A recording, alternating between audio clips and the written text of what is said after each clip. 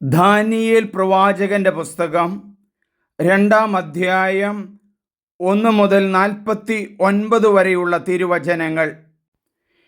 നെബൂഖദ്നേസറിൻ്റെ സ്വപ്നം. 1-ാം വചനം.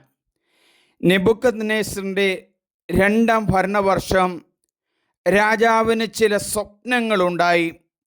തന്മൂലം അവൻ്റെ മനസ്സ് കലങ്ങി ഉറക്കം നഷ്ടപ്പെട്ടു. സ്വപ്നം വ്യാഖ്യാനിക്കാൻ മന്ത്രവാദികളെയും അഭിചാരകന്മാരെയും ക്ഷുദ്രപ്രയോഗക്കാരെയും കൽദായരെയും വരുത്താൻ രാജാവ് കൽപ്പിച്ചു. അവരെല്ലാവരും രാജസന്നിധിയിൽ വന്നു. രാജാവ് അവരോട് പറഞ്ഞു, എനിക്ക് ഒരു സ്വപ്നമുണ്ടായി. അതിൻ്റെ അർത്ഥം അറിയാൻ എനിക്ക് ഉത്കണ്ഠയുണ്ട്.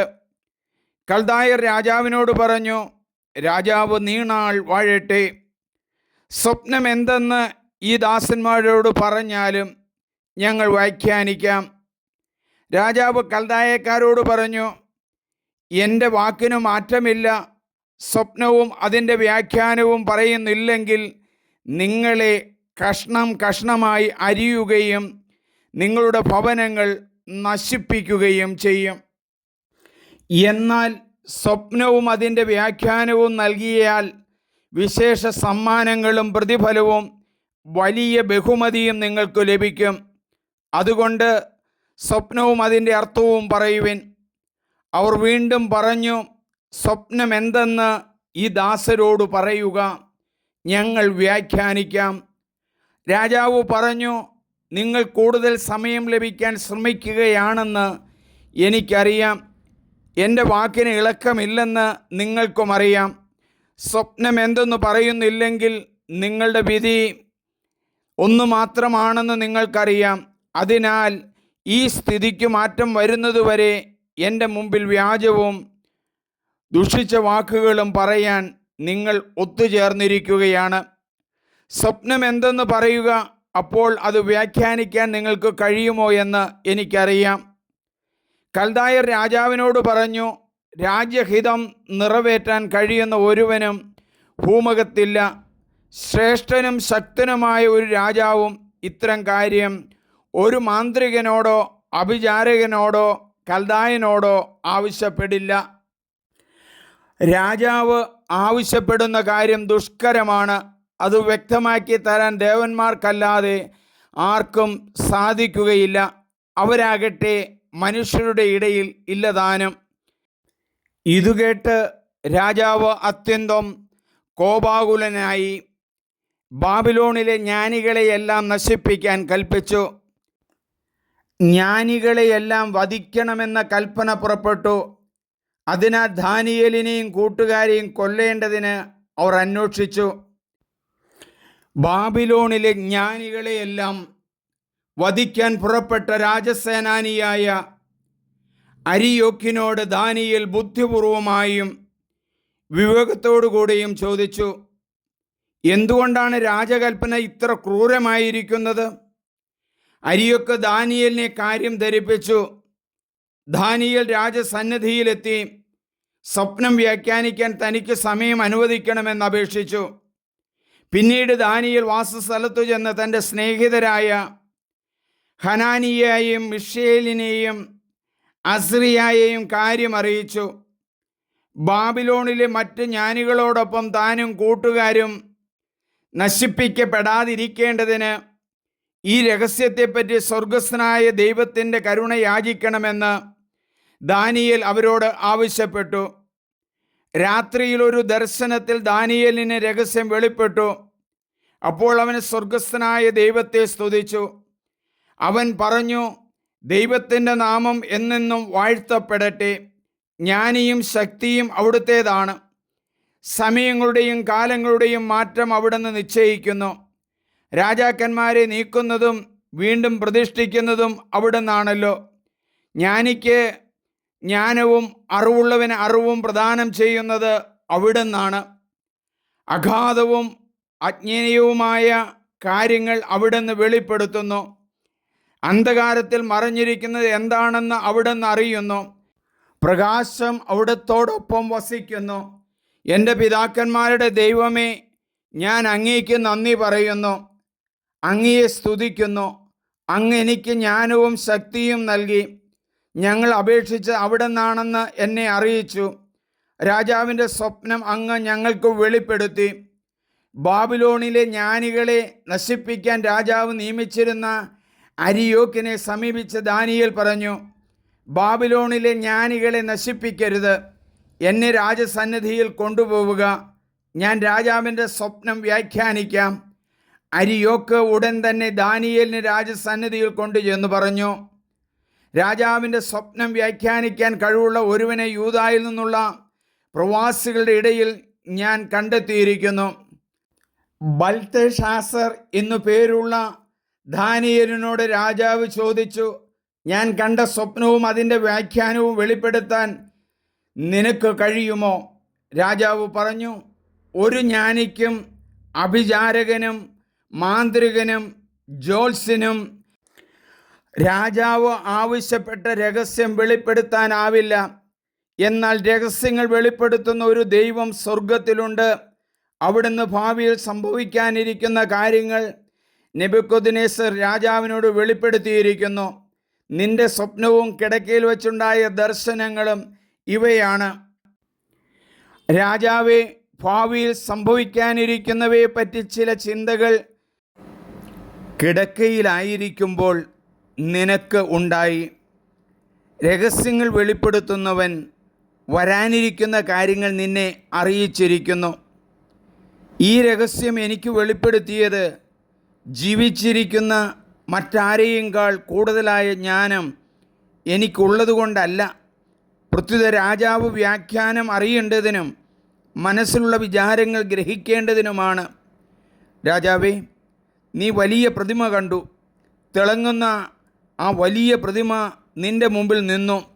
അതിൻ്റെ രൂപം ഭയങ്കരമായിരുന്നു. ആ പ്രതിമയുടെ ശിരസ് തങ്കം കൊണ്ടും മാറിടവും കരങ്ങളും വെള്ളി കൊണ്ടും വയറും തുടകളും ഓടുകൊണ്ടും കാലുകൾ ഇരുമ്പ് കൊണ്ടും ആയിരുന്നു. പാദങ്ങൾ ഇരുമ്പും കളിമണ്ണും ചേർന്നതും. നീ നോക്കിക്കൊണ്ടിരിക്കെ ഒരു കല്ല് ആരും തൊടാതെ അടർന്നു വന്നു. ബിംബത്തിൻ്റെ ഇരുമ്പും കളിമണ്ണും ചേർന്ന പാദങ്ങളിൽ പതിച്ച് അതിനെ ഛിന്ന ഭിന്നമാക്കി. ഇരുമ്പും കളിമണ്ണും ഓടും വെള്ളിയും സ്വർണവുമെല്ലാം ഒന്നുപോലെ പൊടിഞ്ഞ് വേനൽക്കാലത്ത് മെതിക്കളത്തിലെ പതിരുപോലെയായി. അവയുടെ ഒരു തരി പോലും കാണാനില്ലാത്ത വിധം കാറ്റ് അവയെ പറത്തിക്കൊണ്ടുപോയി. പ്രതിമ തകർത്ത കല്ലാകട്ടെ ഒരു മഹാപർവ്വതമായി തീർന്ന് ഭൂമി മുഴുവൻ നിറഞ്ഞു. ഇതായിരുന്നു സ്വപ്നം. ഞങ്ങൾ ഇതിൻ്റെ വ്യാഖ്യാനവും നിന്നോട് പറയാം. രാജാവേ, രാജാതിരാജനായ നിനക്ക് സ്വർഗസ്ഥനായ ദൈവം അധികാരവും ശക്തിയും മഹത്വവും നൽകി. എല്ലായിടത്തും നിന്നുമുള്ള മനുഷ്യമക്കളെയും വന്യമൃഗങ്ങളെയും ആകാശപ്പറവുകളെയും അടക്കി ഭരിക്കാൻ ദൈവം നിന്നെ ഏൽപ്പിച്ചു. സ്വർണം കൊണ്ടുള്ള തല നീ തന്നെ. നിനക്ക് ശേഷം നിൻ്റേതിനേക്കാൾ പ്രതാപം കുറഞ്ഞ ഒരു സാമ്രാജ്യം ഉണ്ടാകും. മൂന്നാമതാകട്ടെ ഭൂമി മുഴുവൻ അടക്കി ഭരിക്കുന്ന ഓടുകൊണ്ടുള്ള സാമ്രാജ്യവും. നാലാമത് ഇരുമ്പ് പോലെ ശക്തിയുള്ള രാജ്യമാണ്. ഇരുമ്പ് എല്ലാ വസ്തുക്കളെയും തകർത്തു തരിപ്പണമാക്കുന്നു. ഞെരിച്ച് തകർക്കുന്ന ഇരുമ്പ് പോലെ അത് എല്ലാറ്റിനെയും തകർത്ത് ഞെരിക്കും. നീ കണ്ട പാദങ്ങളും വിരലുകളും ഭാഗികമായി കുശവൻ്റെ കളിമണ്ണും ഭാഗികമായി ഇരുമ്പുകൊണ്ടായിരുന്നതുപോലെ അതൊരു വിഭക്ത രാജ്യമായിരിക്കും.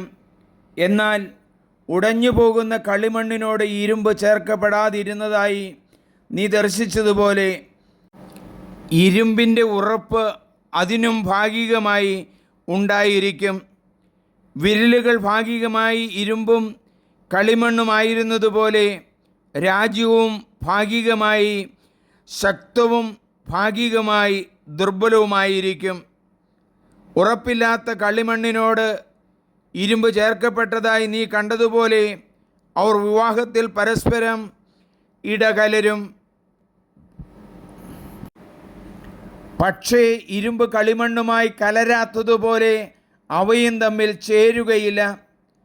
ആ രാജാക്കന്മാരുടെ നാളുകളിൽ ഒരിക്കലും നശിക്കപ്പെടാത്തതും പരമാധികാരവും മറ്റൊരു ജനതയ്ക്കും വിട്ടുകൊടുക്കാത്തതുമായ ഒരു രാജ്യം സ്വർഗസ്ഥനായ ദൈവം പണിതുയർത്തും.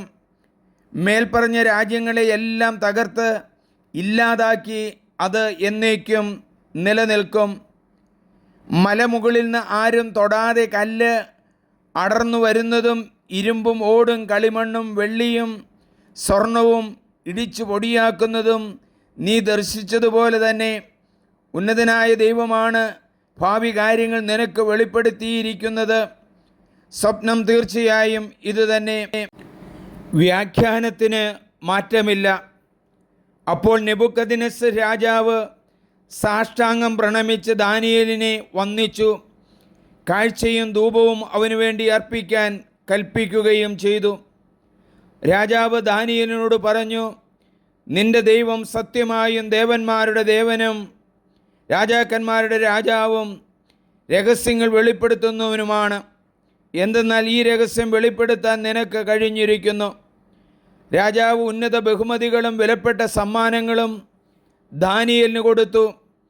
അവനെ ബാബിലോൺ പ്രവിശ്യയുടെ ഭരണകർത്താവും ബാബിലോണിലെ എല്ലാ ജ്ഞാനികളുടെയും തലവനുമായി നിയമിക്കുകയും ചെയ്തു. ശദ്രാക്ക്, മെഷാക്ക്, അബദ്നേഗോ എന്നിവരെ ദാനിയേലിൻ്റെ അപേക്ഷയനുസരിച്ച് അവൻ ബാബിലോൺ പ്രവിശ്യയുടെ ചുമതല ഏൽപ്പിച്ചു. ദാനിയേൽ രാജകൊട്ടാരത്തിൽ വസിച്ചു. നമുക്ക് പ്രാർത്ഥിക്കാം. ദൈവമേ, ബാബിലോണിലെ രാജാവായ നെബൂഖദ്നേസർ രാജാവിന് ഒരു സ്വപ്നമുണ്ടായി. ആ രാജ്യത്തുള്ള പ്രധാനപ്പെട്ട എല്ലാവരെയും വിളിച്ച്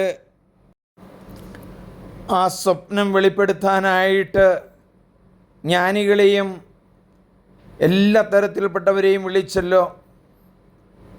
അവർക്ക് സാധിക്കാതെ വരുന്ന അവസരത്തിൽ രാജാവ് കൽപ്പിച്ചല്ലോ, ഈ പ്രവചനങ്ങളൊക്കെ നടത്തുന്ന എല്ലാവരെയും കൊന്നുകളയുവാൻ. ഈ അവസരത്തിൽ ദാനിയേലിനെ സമീപിച്ച് ചോദിച്ച് ദാനിയേൽ ഇത് മുഴുവനും വെളിപ്പെടുത്തി കൊടുത്തല്ലോ. ഇന്ന് വചനത്തിലൂടെ, കുർബാനയിലൂടെ, ശുശ്രൂഷകളിലൂടെ വെളിപ്പെടുത്തി തരുന്ന കാര്യങ്ങൾ മനസ്സിലാക്കുവാനും അതനുസരിച്ച് ജീവിക്കുവാനും ഞങ്ങളെ ഓരോരുത്തരെയും പഠിപ്പിക്കണമേ. ദാനിയേലിനെ പോലെ ദൈവകൽപ്പനകൾ അനുസരിച്ച് ജീവിക്കുന്നവരായി ഞങ്ങളെ മാറ്റണമേ. ഈ വചനം കേൾക്കുന്ന എല്ലാവരെയും അനുഗ്രഹിക്കണമേ. അവരുടെ കുടുംബങ്ങളെ അനുഗ്രഹിക്കണമേ. ദൈവമേ നന്ദി, ദൈവമേ ആരാധന.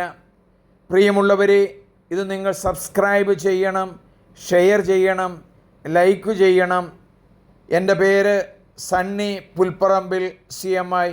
ദൈവം നിങ്ങളെ അനുഗ്രഹിക്കുന്നു. Hallelujah, hallelujah. Praise the Lord. Hallelujah, hallelujah.